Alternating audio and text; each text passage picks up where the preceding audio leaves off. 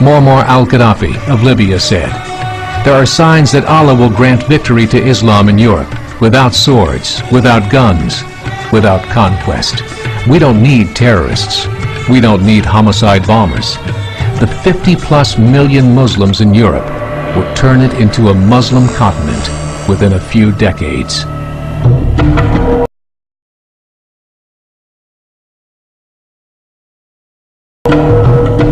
There are currently 52 million Muslims in Europe. The German government said that number is expected to double in the next 20 years to 104 million. Closer to home, the numbers tell a similar story. Right now, Canada's fertility rate is 1.6, nearly a full point below what is required to sustain a culture. And Islam is now the fastest growing religion. Between 2001 and 2006, Canada's population increased by 1.6 million, 1.2 of those immigration. In the United States, the current fertility rate of American citizens is 1.6. With the influx of the Latino nations, the rate increases to 2.11, the bare minimum required to sustain a culture. In 1970, there were 100,000 Muslims in America. Today, there are over 9 million. The world is changing. It's time to wake up. We must prepare ourselves for the reality that in 30 years, there will be 50 million Muslims living in America. The world that we live in is not the world in which our children and grandchildren will live. The Catholic Church recently reported that Islam has just surpassed their membership numbers. Some studies show that at Islam's current rate of growth, in 5 to 7 years, it will be the dominant religion of the world. Yet the population of Europe is not declining. Why? Immigration. Islamic immigration. Of all population growth in Europe since 1990, 90% has been Islamic immigration. France, 1.8 children per family. Muslims, 8.1.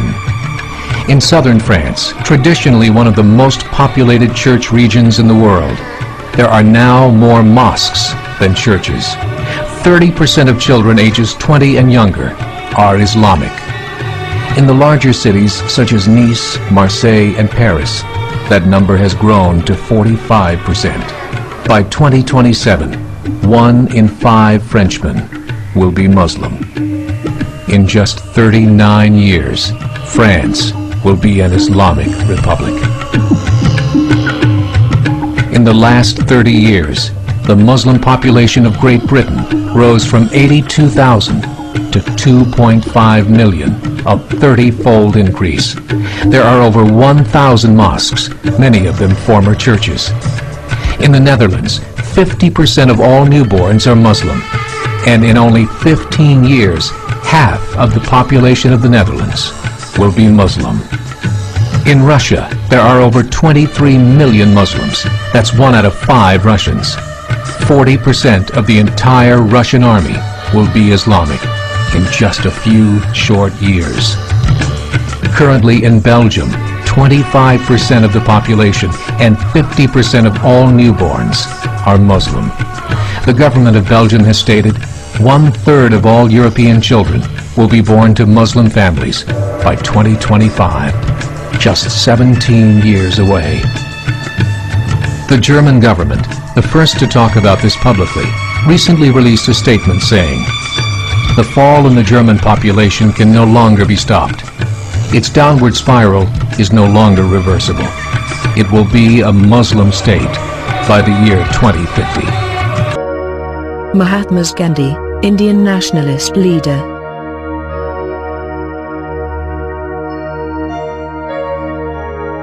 I wanted to know the best of the life of one who holds today an undisputed sway over the hearts of millions of mankind.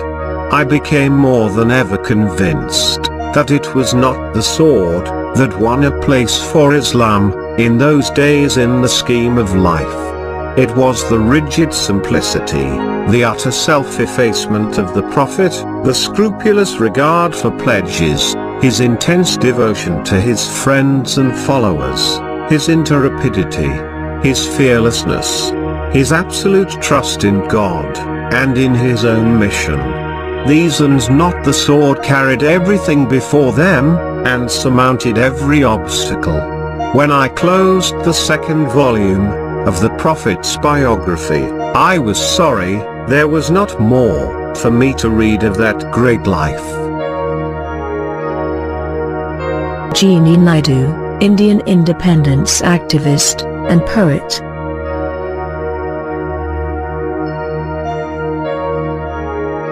She said, "It was the first religion that preached and practiced democracy, for in the mosque, when the call for prayer is sounded, and worshippers are gathered together, the democracy of Islam is embodied 5 times a day, when the peasant and king kneel side by side and proclaim, God alone is great."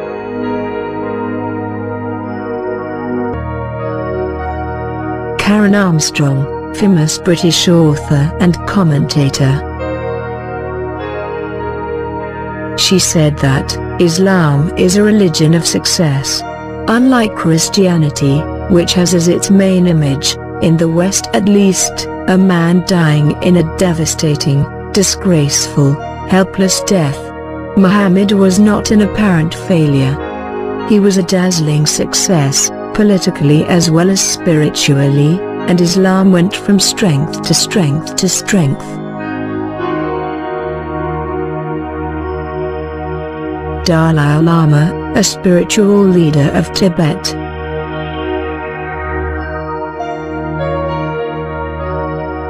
He told that, since September 11th event, in many occasions I always come forth with a defense of Islam. Islam, like any other major tradition, I think the very praising Allah means love, infinite love, compassion, like that. I understand Islam, they usually carry rosary, all 99 beads, different name of Allah, all refer compassion, or these positive things. H. G. Wells, a famous author. He told that, the Islamic teachings have left great traditions, for equitable and gentle dealings, and behavior, and inspire people with nobility and tolerance. These are human teachings of the highest order, and at the same time practicable. These teachings brought into existence a society, in which hard-heartedness, and collective oppression, and injustice, were the least as compared with all other societies preceding it. Islam is replete with gentleness, courtesy, and fraternity. Oprah Winfrey, an American famous celebrity.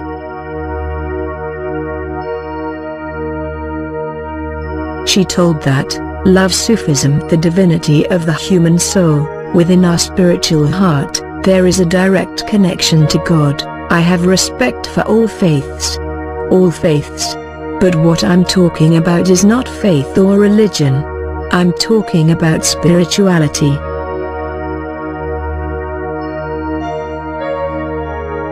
Pope John Paul II.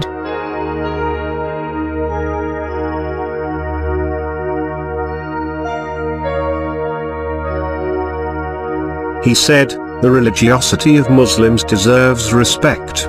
It is impossible not to admire, for example, their fidelity to prayer.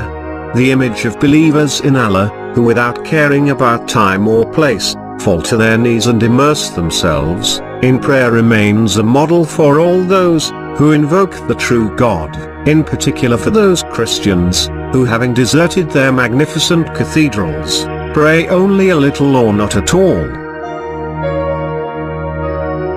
I would just like to throw some light. The sister had asked earlier question, 3 questions. And that reminds me that my daughter, who had come last, she had said a song, "Don't talk to me about Muhammad," you know, peace be upon him. And the coordinator said, please pay attention to the words, what she's saying. And if you heard the words carefully, it's the seerah of Muhammad sallallahu alaihi wasallam, that once when Muhammad sallallahu alaihi wasallam was going, he finds a companion as a stranger.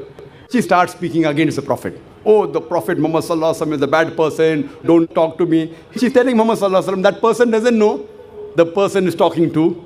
She tells to the stranger, that person on the road, that Prophet Muhammad is bad. Don't listen to him. He causes disharmony. He teaches only about one God, blah, blah, blah. That's what my daughter was saying in that song. Later on, but she says, oh, you're a very good person.